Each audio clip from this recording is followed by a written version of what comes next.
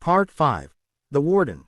The massive door groaned as it swung open, revealing a cavernous chamber bathed in a sickly green light. The air was thick, almost tangible, carrying the faint stench of decay. Maya stepped forward cautiously, her footsteps echoing unnaturally in the silence. At the center of the chamber stood the artifact, a crystalline orb floating above a jagged pedestal. It radiated a soft, otherworldly glow, its surface swirling with silvery mist. Maya felt drawn to it, her fingers itching to touch it, as though it were calling her. But then the whispers began.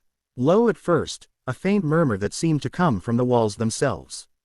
The words were indecipherable, but they grew louder with each step she took, filling her ears until it felt like they were clawing at her mind. She forced herself forward, reaching for the orb. A deafening roar shook the chamber, and the whispers stopped all at once. Maya froze as the pedestal began to shift. The floor around it cracked and splintered, and the Warden emerged. The creature was massive, its form humanoid but impossibly grotesque. Its body was covered in a chitinous black armor that shimmered like oil in the green light. Where its face should have been was a smooth, featureless surface, save for a single, vertical slit that glowed with a searing white light. Maya stumbled back as the Warden unfolded itself, standing to its full, terrifying height. It let out another roar, the sound vibrating through her chest, and began to move toward her, each step shaking the ground. She fumbled for the vial the shadowy figure had given her, uncorking it with trembling hands. The liquid inside glowed faintly blue. With no other options, she drank it in one gulp.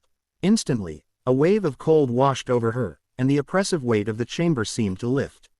The Warden hesitated, its glowing slit narrowing as though it could sense the change. "I don't suppose we could talk this out," Maya muttered, inching toward the pedestal. The Warden roared again, its massive arms swinging toward her. She dove to the side, the creature's claws gouging deep furrows in the stone where she'd been standing. Scrambling to her feet, she realized she couldn't outrun it, not here, not in this confined space. Her eyes darted to the pedestal. The orb seemed to pulse in time with the Warden's movements. "Of course," she muttered. "You're tied to this thing, aren't you?" The Warden lunged again, but this time Maya was ready. She sidestepped its attack and ran straight for the pedestal. The moment her hand touched the orb, a surge of energy shot through her, nearly knocking her off her feet. The Warden let out an ear-piercing screech, its body convulsing as cracks began to spread across its armored surface. Maya clutched the orb tighter, gritting her teeth as the energy coursed through her.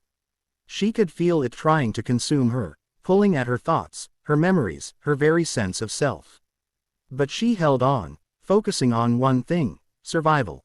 With a final, bone-shaking roar, the Warden shattered into 1,000 pieces, its remains dissolving into black smoke. The whispers returned, but now they sounded more like a song, soft and haunting. The orb's light dimmed, and the chamber began to tremble.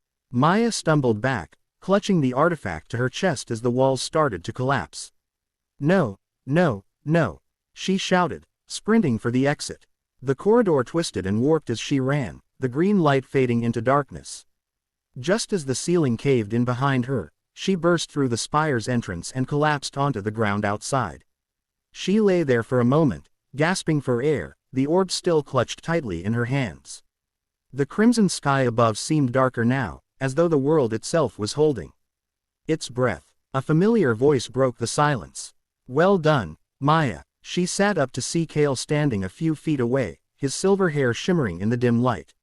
He was smiling, but there was something in his eyes, something cold and calculating. "Give it to me," he said, holding out his hand. Maya hesitated. The power of the orb still thrummed in her hands, and a part of her whispered that it might be the only leverage she had. "Why do you want it?" she asked. Kale's smile widened, but it didn't reach his eyes.